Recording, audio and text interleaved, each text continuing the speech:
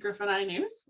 I am your guest host of Griffin Eye News this evening, Gwen, and joining me is the very audacious and amicable Scald the Strife Maker. Hello, darling. Oh, hello, Gwen. How is it going this evening? It is going well. How are you? I'm looking at rocks. Well, okay. Any particular type or kind of rock that you're really interested in? It's a very old rock. I picked it up when I was in Italy, at a castle off the Italian coast. Oh. I think it's one of the foundation stones of a castle. It's funny you mentioned foundation stones because our guest this evening, happens to be one of the foundation stones of, well, southeastern Avacal for sure. We have joining us Baron Edward Dewulf, Sergeant at Arms. Welcome, Your Excellency. Thank you so much for joining us. Yeah, thank you for having me. It's lovely to see you after not for quite some time. We're going to jump right in, as is our wont to do. So how long have you been playing in the SCA? I started actually in about the summer of 1981, sometime before a few of you were born. And back at actually Borealis. So I started back then off somebody saw a clipping in the newspaper for Sherwood Park medieval days. And they actually had, at that time, it was Sigelhundas of Skye as Prince, and it showed half a dozen people in the newspaper, and they said, here's a contact name and number. So I got a hold of Conrad von Gratz, who was the seneschal at the time, later became Baron, and Sir Baron Conrad. And I started coming to meetings. And then I stayed pretty solid until about 1999 when I started 2 jobs, and one day things happened and I stepped out for over 10 years and then joined back up around 2009, I guess, 2010, something like that. I'm losing track of the time. So more than a little bit. You've been around for more than a little bit. Yeah, An Tir was still a principality technically. Okay. Perfect. Thorwolf predated me. Thorvald Grimson was there at my first meeting. So yeah, I was back there when they were around. Well, yeah, I noticed you got your AOA back in AS 817. No, yeah, 17. 17, 16. Yeah, that was from the first King of An Tir. Wow. King and Queen. I got it. Yeah, that was a bit of a surprise. I kind of was there for it. So that sounds like a story. Yeah. Please tell us. We did fighting, Gull Lake, I believe. So people from Montagnard, Borealis showed up, and we did some fighting, and they said, go take a break. So we went and decided to go swimming. Came back, and everybody's like, well, you messed getting your AOA. I went, what? So then Queen was there. It was only the Queen that was there, and she presented the AOA to me. It was like people decided they didn't want to take a break. They decided to have court, and then the groups would leave. And Edward Bolden, who was with me at the time, we were staying at his cabin, so we sat there and had the rest of the event there. But yeah, we camped, and it was like, oh, you kind of missed being called up for your AOA, and you kind of missed having court because they changed when the court was. All right then. Yeah. So the kind of there now makes more sense. When they called me for my goot, I was outside the building too. So what I'm getting from this is, if you are to receive anything, we should like nail you to a tree or like tie you to a chair. That was the first one. They were like, oh yeah, you weren't even why are you disappearing when awards come out? I'm like, I didn't expect to get anything. People call you away, you go do business, and then it's like, oh, you gotta come up for court. Uh, that was my first two experiences. Yeah, Wow. yeah, I get my awards. Okay. So, Noted. so how did you decide to that this hobby of dressing up in armor and running around in 35-degree heat and hitting people with a stick was a good idea? What was with that? Oddly, it goes back to mid 70s, because the CBC or somebody did a report on a medieval group doing fighting as it was. I assumed it was the SCA. I didn't know their name and just assumed it was probably from Ontario, and then there was nothing in Alberta, never heard of it. Thought, oh, that'd be cool to do if it ever existed in Alberta. And then 81, yeah, saw the newspaper ad. So, but it was in my mind. So there was something in the news that caught me and said that would be lots of fun. But all I remember, it was a medieval group. I was probably grade 9 then, so 15 at the time. So you hear something, you think that's cool, and then when you actually stumble upon it, it's time to go out and play. It's still cool. All right. Oh, So it is. Yeah. Do you remember your first fight? My first which? Your Sorry. first fight? Do you remember it at all, or is it blocked out in a haze of concussions? Oh, that was, yeah. That would have been probably. I don't remember the first fight. I remember the first tournament because I got authorized and allowed to go in the tournament, and that was An Tir second crown in 1982, and I was just turning 21. So I actually fought in my first crown. I remember the first battle. That was so outside of practice. Here's your first tournament. Right. Went in a crown tournament. I had a full 3 hours of sleep. We drove all night. Went to sleep at 6. Woke up at 9. Got into the tournament. I took a pile of pictures. I actually I had so much adrenaline run through. I actually had things went through in slow motion in my brain. And I Wow. remember watching the mace go, da, da, da, da, da, da, da, da, da, da, da, da. Oh, it's hitting me. Da, da, da, da, da. And yeah, it was an amazing event because Baron Conrad at the time, he goes, and he turned around. There was 2 young guys, me and Edward Sterling, both 21. We show up, we drive from like 4 o'clock in the afternoon till 6 o'clock in the morning, unpack, get to sleep. And he goes, what are you doing to eat? And he said, this was before the trip started. And he said, I'm telling you why. He says, you give me $20, I'll feed you for the weekend, which was okay money for back then. And he had cooked everything, pre-cooked it and pre-froze it, and then warmed it up in bags. And it was the best food I've ever had. And he would just, what do you want? Eggs? Hook it up, pull her out. All he had to do was clean up bags and boiled water. But it was Wow. fantastic. He fed us. Fun event. Got to see, the first time I've seen knights fight, and that was when Duke Torgo won his first crown. Yeah, it was amazing watching some of the fighting, and people were really friendly. You stopped and asked to take pictures. Got to take it. I went to the pictures recently in the last year, and there was Baron Sir Gerhard Kendall. And I remember walking up to him and asking him if I could take a picture. And he was just lying amongst the trees, got a picture of him. And I'm, oh my God, yeah, okay, that's who I took pictures of, That's awesome. Yeah, and one of the first female knights, Sir Boverick was there fighting. She wasn't in the crown. There was 5 knights fighting in the crown. I remember they made comment about that. These odd things stick in your brain. And then Sir Boverick was fighting Duke Steinrum. Neither of them were in the tournament, but they fought against each other to a standstill, and you saw them both fall over at the end after the fight. So it was quite exciting times. It was that's odd. That's 81. That's what? Okay, that's 40 years ago now, I guess. Yeah. But yeah, watching the fighting, it's just amazing to see. And took pictures of people and stopped them, and everybody was polite and friendly. And That's awesome. yeah, it was pretty great. I mean, we're not a very big crowd back then. Probably 100 or so people.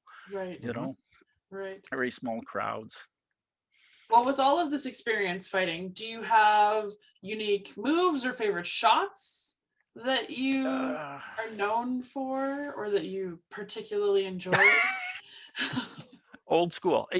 Somebody a few years ago said your skill level or your style is so old that it'll be new someday. Yeah, it's very.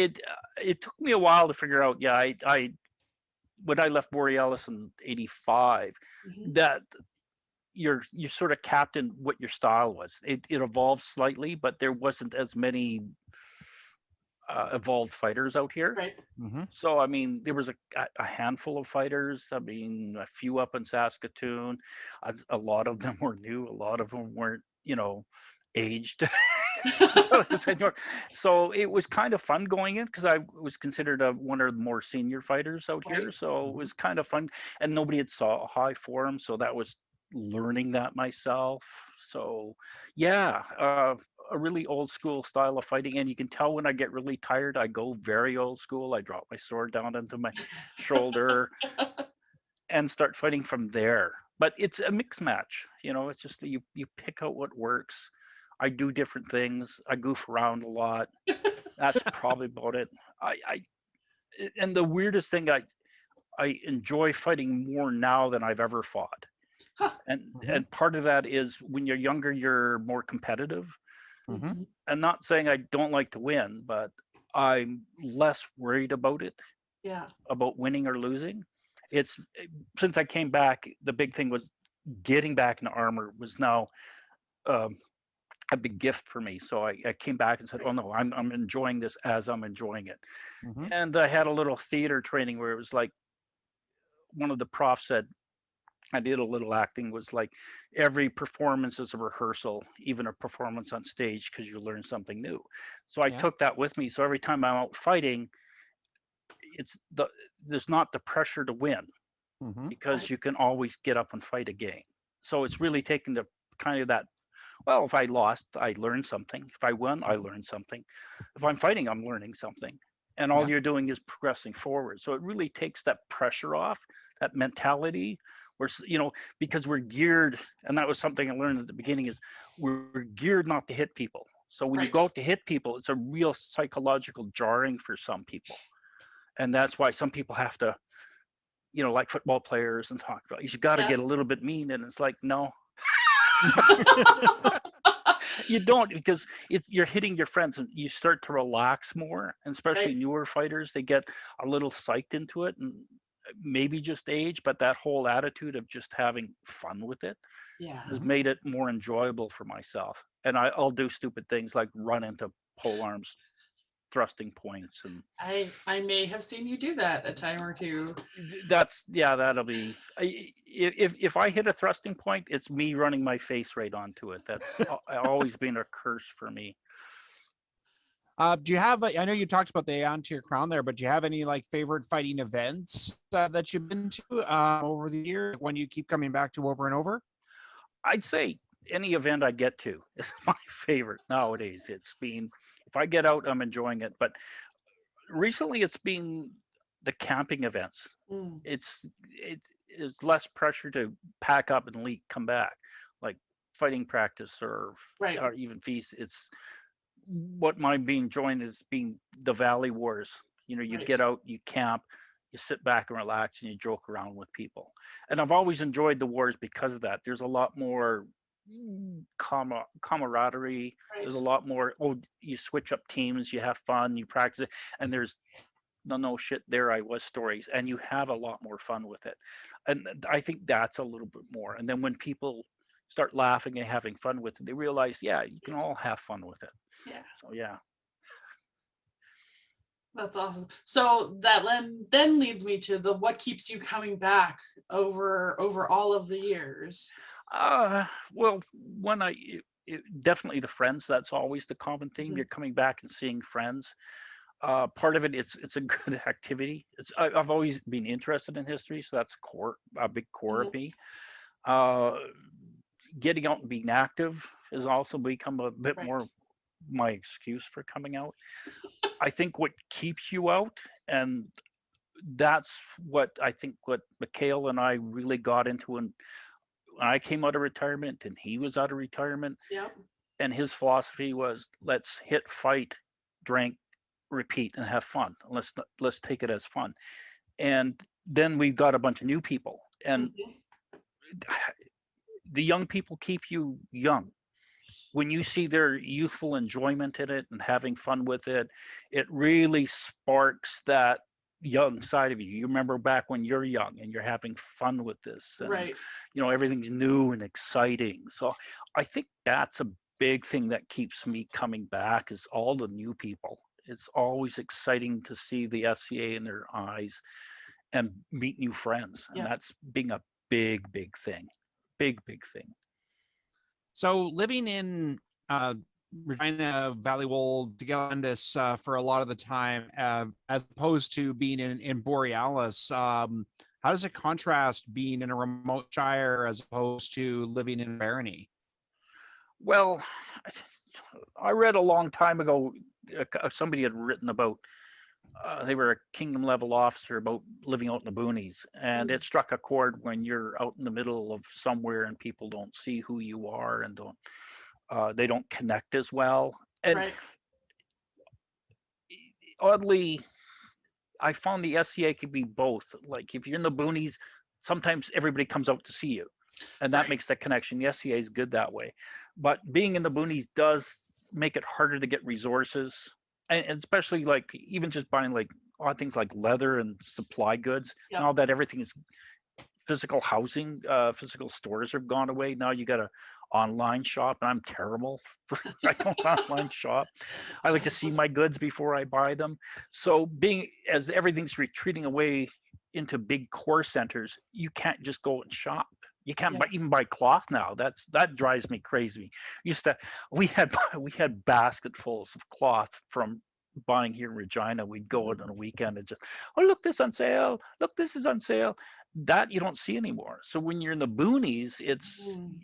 the resources are drying up as we see it. Yeah. As I've Mhm. seen even the last 10, 15 years, is they're disappearing and getting harder to find. So that trying to buy things is being a bit of a struggle. Mhm.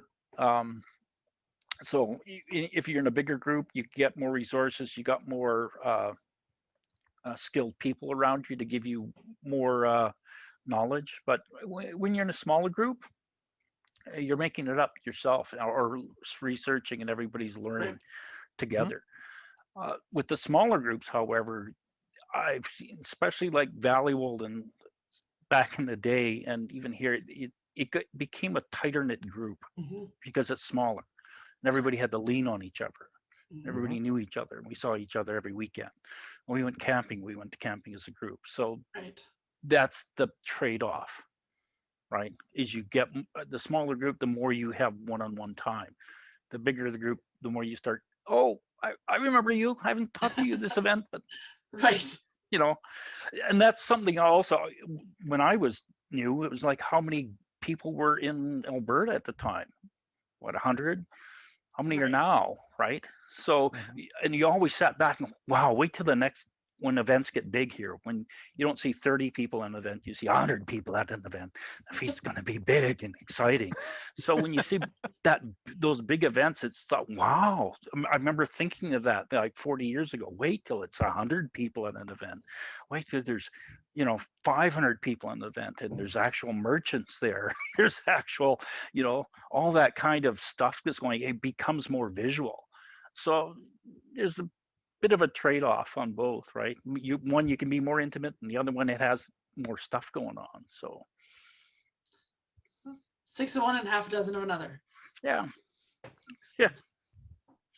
So tell us about your persona.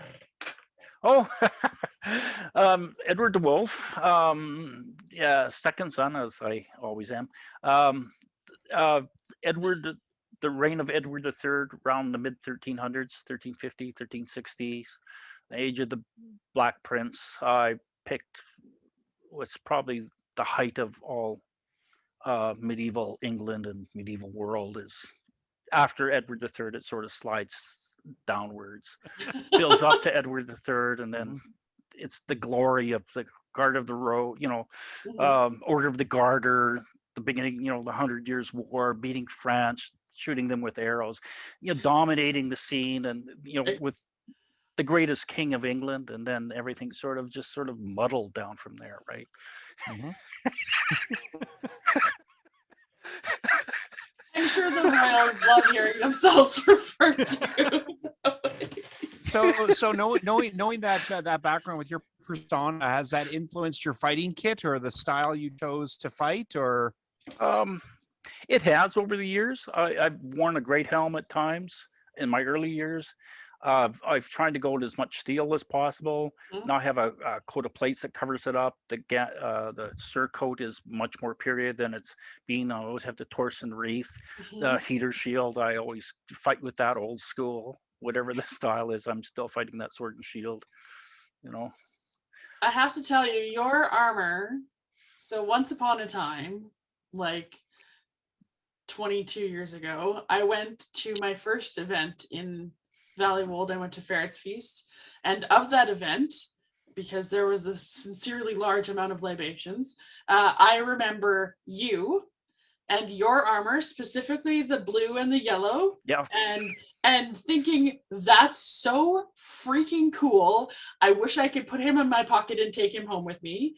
Uh, and and then there are flashing images of an after party. That's it. That's Oh yeah. all I've got. So you and your armor can never change. It will wreck my entire world. And it was the brass helmet I had, and I actually had a steel breastplate at the time. And if Yes. you gain weight, you cannot change your breastplate. I actually outsized it. I had to give it to my son for a short period of time until he outsized it. But I gained a few pounds, and I'm not a big guy, but it's if you put it around that side of the body, you're stuck. you're just stuck. You have to make another You're breastplate. wearing it forever. If you gain another 5-10 pounds, you had to put more on. And I had a nice breastplate and everything. It was little. I still fight the same leggings, but Hmm. yeah, it was. And I had chainmail with it and the whole bit. Yep. So Yeah. So if you change, I am SOL. So please don't. well, I've changed armors only for I Edward Sterling. I'm not sure if you're all familiar with him. Yeah, built like 2 suits of armor every year or every other year, and helms at least a few a year.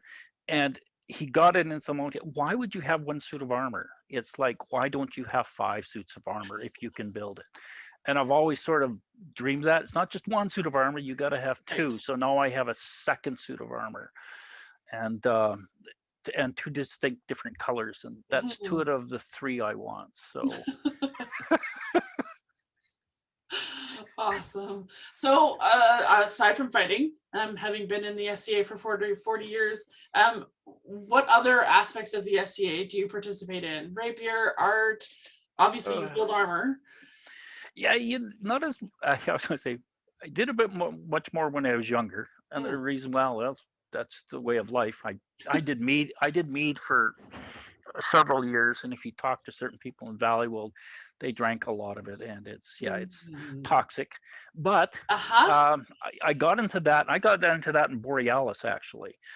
So when I joined the SCA and I met Baron Conrad von Gratz, Colin Ironwolf, who became a sergeant, and Guy de Montfort de la Mallet, they all became sergeants. And they said, okay, if you're going to become a sergeant, it's a well-rounded SCA person, and you get to learn all these things. And I said, why wouldn't you learn them anyway?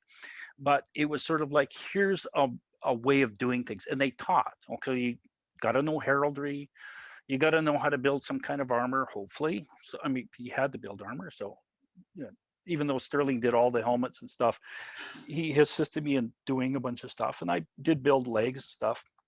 Here you learn that. I built chainmail, so it was fun. And then you learn, arts and sciences. Yeah, backpedal that onto your history stuff. You learn siege warfare. You learn history of weapons.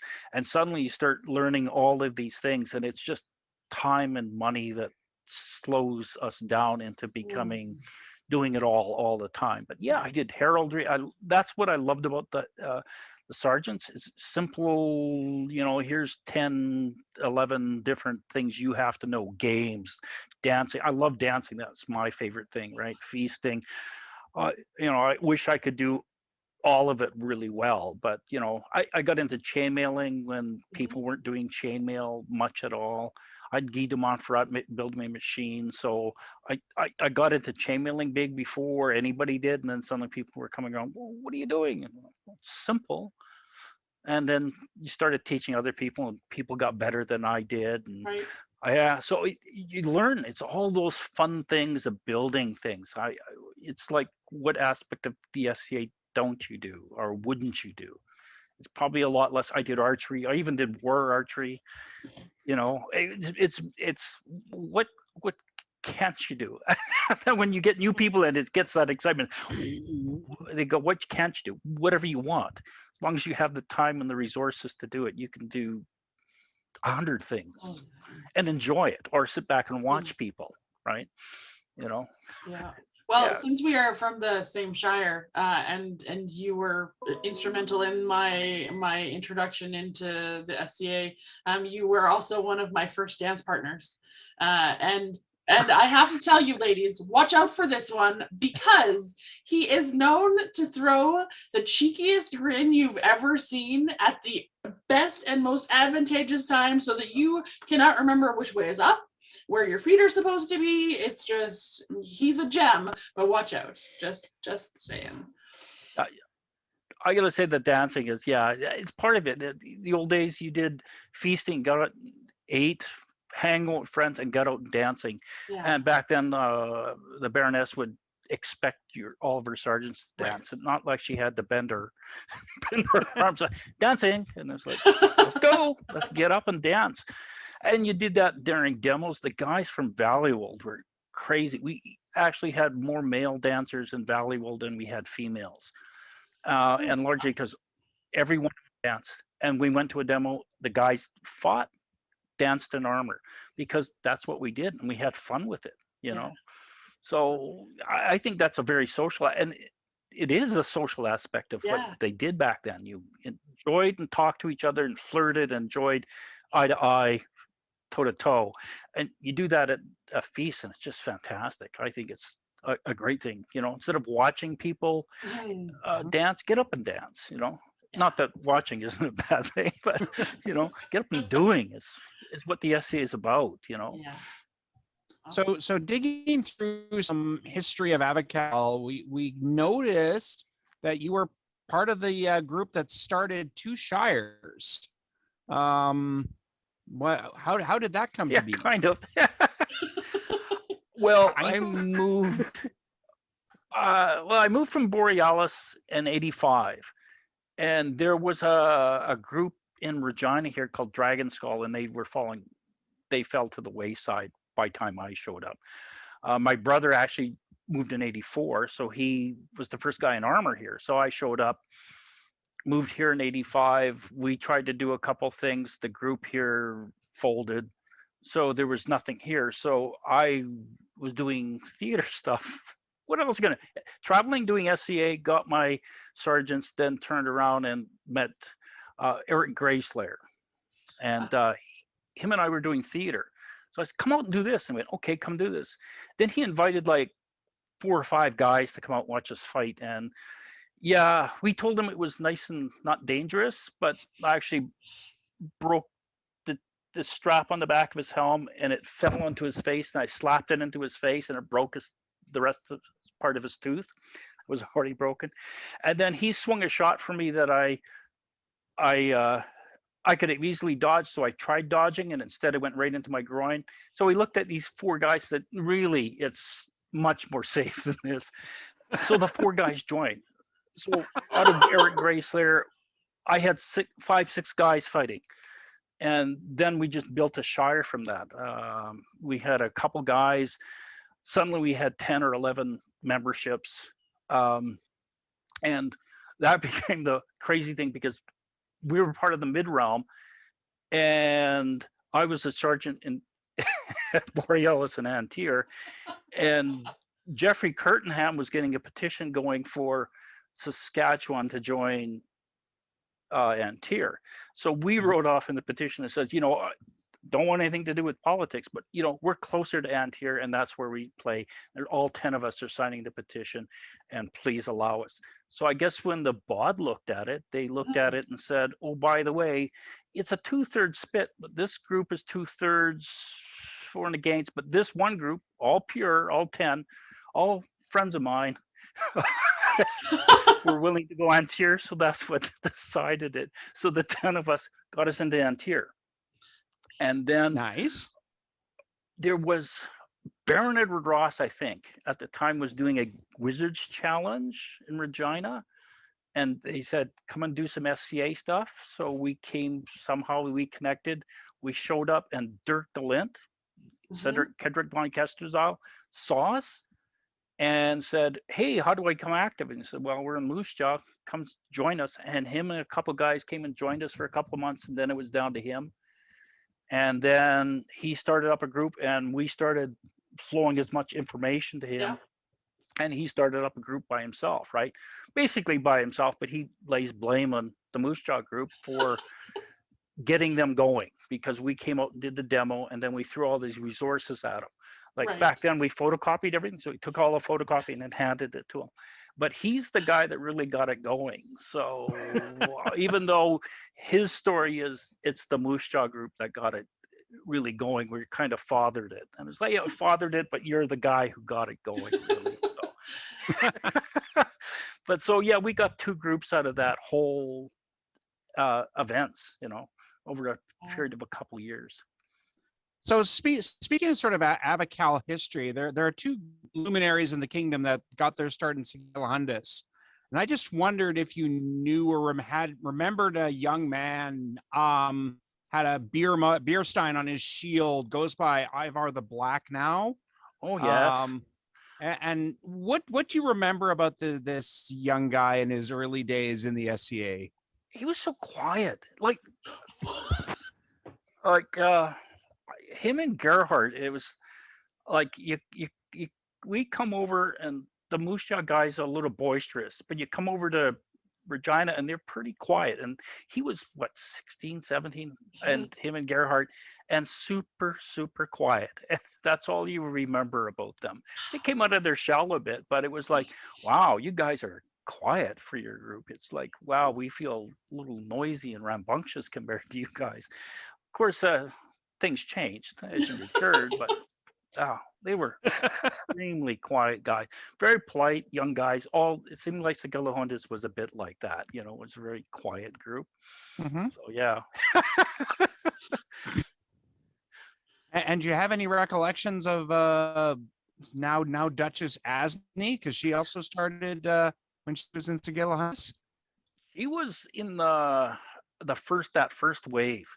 And I remember we used to go to somebody's basement and dance. So we used to drag her out dancing. It was one of the 2 young ladies there that was herself and Diane. Right. And those 2 were hanging around together. And those were the 2 youngest ladies that joined, right? So they had an extremely young crowd here. Even though the old crowd was in their mid-20s and the young crowd was 20 and under. That sounds awful.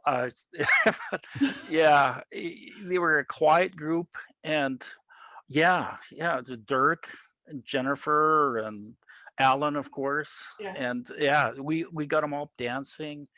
And I remember that was our biggest thing. Yeah, dancing, feasting, drinking, wonderful people, And you see a lot of traveling for us back and forth. So how many kingdoms have you actually lived in, knowing that you've only lived in a couple of places? Well, when I lived in Borealis, when I first started, it would have been the Kingdom of the West, but it would have been the Principality of An Tir, and then An Tir started up like within 6 months. So I remember that whole, what's a principality, what's a kingdom thing. Right. And then we stepped up to kingdom, and then then I moved here. Technically, I was in mid-realm for a year or so, and then it switched back to An Tir. It switched over to An Tir, and then it switched to Avacal. So, yeah, but mostly I just count An Tir and Avacal because those are the 2 I've been a major part of. So something which I heard when we were doing a little bit of research for this piece, and I was hoping you could shed some light on it. Why is it your fault? It's always your fault. To be clear, it is always Oh, Wolf's fault. somebody started a rumor up like McHale turned around and he just started the chant. He was just like, remember, it's the wolf's fault, and then walked away as if here's the guy to blame it all on. And it's usually it's meant in a complimentary form that something went well. If So, in and I've fu- been enjoying it. if in doubt, blame Dewulf. That is sort of the guiding principle around here. Yeah, it's a little. Yeah.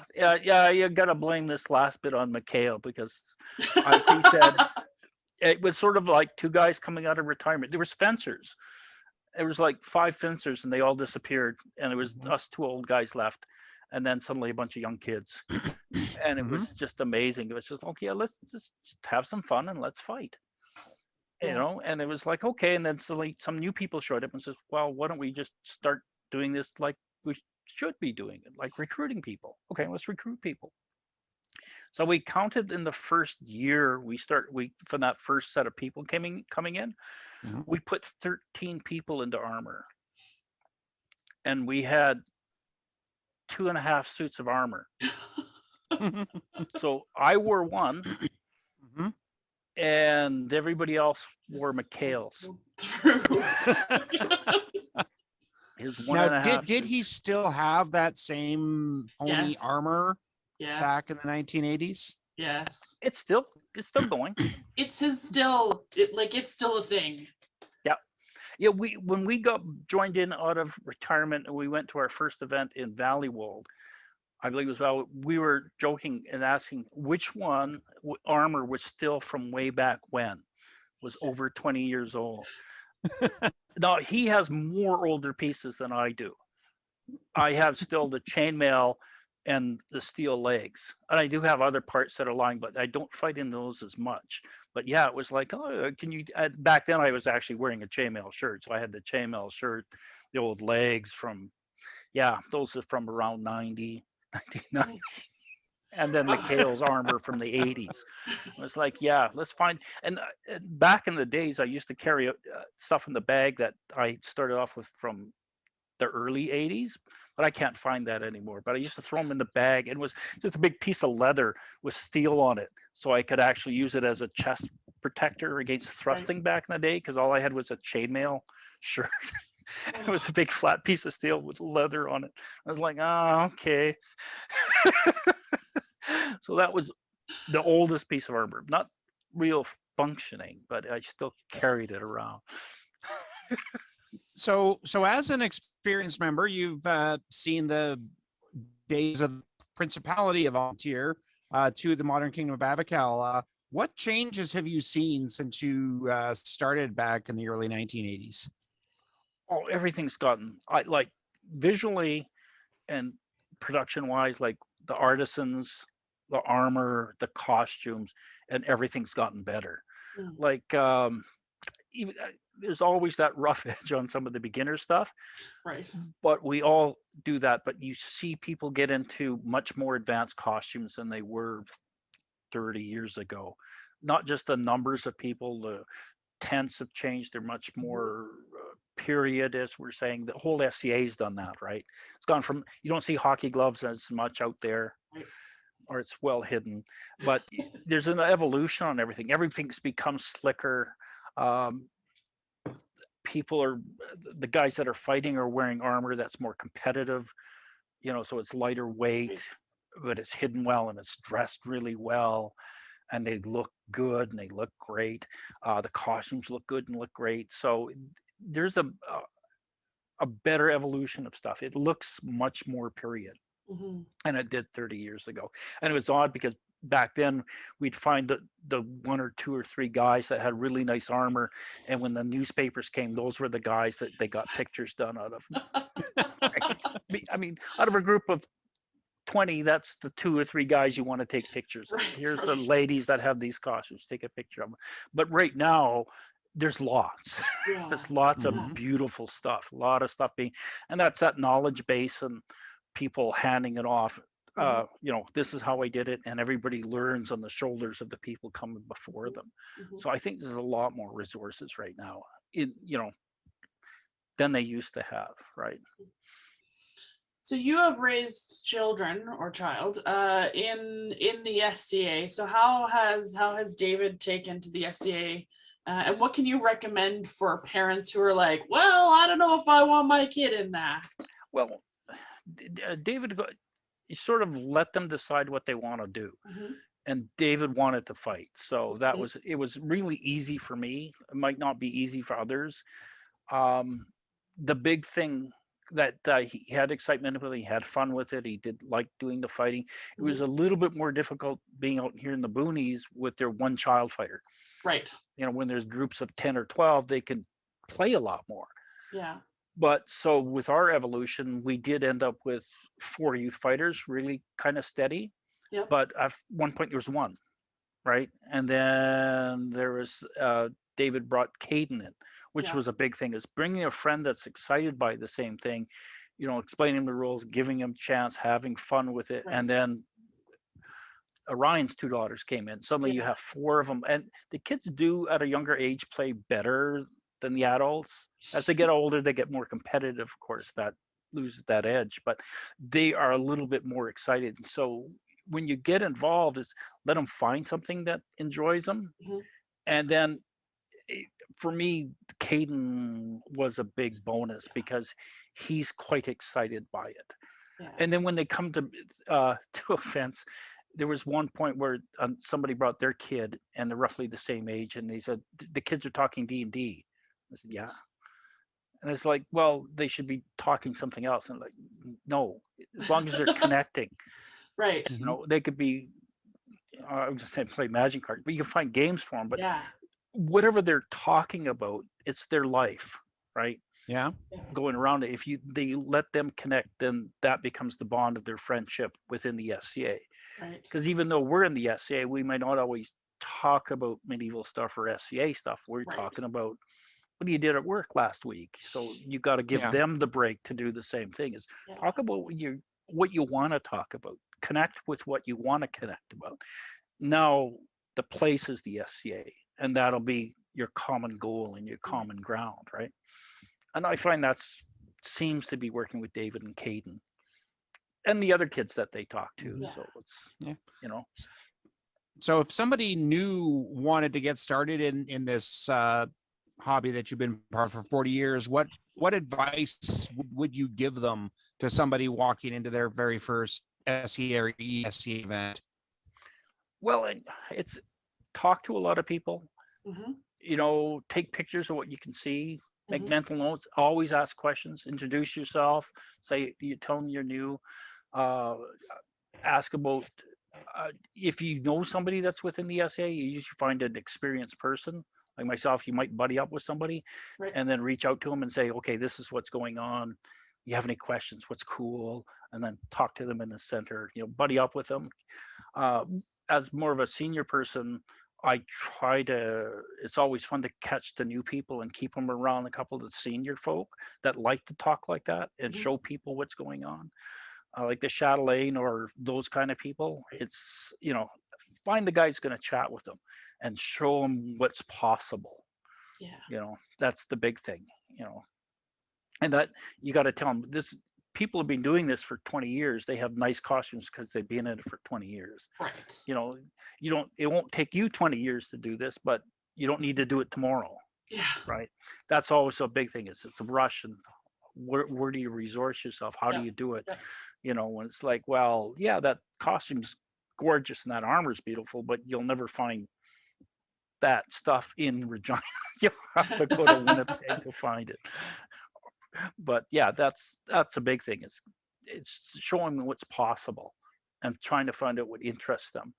And then hopefully they're not like myself, who's, oh, I want to do it all. Slow down. You don't need to buy the archery stuff now. You don't need to do fencing there. You don't need to do this. You got X amount of time. Well, find what you like, invest in what you're really your heart desires, Yeah. and what you're going to enjoy. And Mikhail's is much like that. It's like, yeah, okay, you want to build armor. Find out if you like fighting first, right? Mm-hmm. Makes You know, sense. there's other Yeah. activities out there. Find out if you try it with no or little cost to you, Yeah. and then find out what you like, and then invest in what you want to do. Right. Right. Awesome. So are you currently you've mentioned sergeantry, but are you currently in service to anyone? It'd be the Baroness Borealis. Yes. I suspected I knew the answer, Yes, but I yes, have to yes. ask the question. So Yeah, yeah. I still have an ancient sergeant's belt from 1986. impressive. Very impressive. Impressive. So have you ever, or are you currently an officer in a shire or kingdom? The local marshal, local master of stables. Mm-hmm. Yeah. This is And what my other things have you done? Because the list, is there anything you haven't done? I feel like that list is shorter. Oh no, I've only stayed in a couple different positions back and forth, but my first one was constable. So some officers stepped down, and uh, there was a little sarcasm thrown about back in the room, and then Conrad looked at me and says, "You know, you could be constable." I went, "What?" Back then they had the constables, and I said, "Really?" And I'd only been in the SCA 3 or 4 months at that point. He said, "No, it's not really a big position. You can have it." I'm like, okay, so I'm now constable. I was constable then, and I stayed that until Guy de Montferrat stepped down, so I was herald. And for a very short period of time, it was right when they becoming a barony, and then the following summer I moved, Right. and then I became seneschal of Wold for as long as I was there, and then I moved to Sigelhundas, and the officership I believe I did here was the next time was seneschal. I did for a short period, very short period of time. Then I stepped out of the SCA, and then when I came back, I was just that old guy, and then I became master of stables. Master of stables, yeah. Is that an Yeah. official officer? Just that The old old guy? I can tell you, as a new person around that time, it was absolutely an office. It was if you don't know or if you have questions, ask him because he knows all of the things.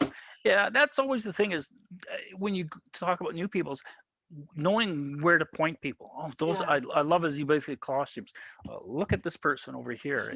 It's pointing people and dragging them over and getting them into a conversation. Even sometimes you physically have to do that, or calling somebody over. Yeah. Oh, this person wants to know this, and let them take over new people. So yeah, that's all. That's part of it. Yeah, you get pointed. People come talk to you. You get excited by explaining what's going on and what's possible. Awesome. So do you have favorite moments or memories that you'd like to share with the Griffin Eye News audience? Well, that are PG-13? Oh, there is. There is. The most excitement I had when Wold became a shire, probably in 89 or something like that. It was now I can't remember the name of the king. So it switched over, but at the same time, I put in for AOAs for our core group because they'd been involved like 2 or 3 years, Right. and whatever 10 of them got their AOAs. And complete shock. So we become a shire. We're going to our first An Tir event, the An Tir Kings up in Morganwood, and each and every one of those core guys got an AOA. And I stood at the end and I grabbed each one of them and picked them up and hugged them. And that was I started doing that every time my core guys, or not core guys, they started getting friends of mine started getting awards. You'd run over to the edge, and soon Larry became a troop of us, right? So when you saw Wold, somebody from Wold, we'd all come run over and grab him and give him a big hug. And the sheer delight is watching your friends or somebody get an award they weren't expecting. Right. And that's being keenly fun to give something out to or watch somebody get somebody that you pointed at and went, ha ha, you need that. And then when they start crying, it's even more fun. So that was one. And oddly, and it's kind of an odd, we did the Dmitry Nikolai Bronslav Award. That's a distinct, weird award for duct tape. Duct tape. Not that we haven't done that, but there was a guy named Dmitry Nikolai Bronslav from Borealis, and when Edward Sterling and I put him in armor, we actually carpet armored the boy, and he was so barrel chested that when we duct tape it, he would expand and he would blow the duct tape, and we had to continuously duct tape his body in, and when he blew straps, we duct tape his legs in. He had so much duct tape just to keep him in armor until he got decent armor 2 years later. So we gave an award in his name to him and named him and called it to him. And we decided, Edward Sterling and I decided we'd take a roll of duct tape, not a good one, not a new one, and tape it onto an old piece of armor that we weren't using. And usually it's a plate that blew off our piece of armor, and duct tape and hand it to somebody like it was an award.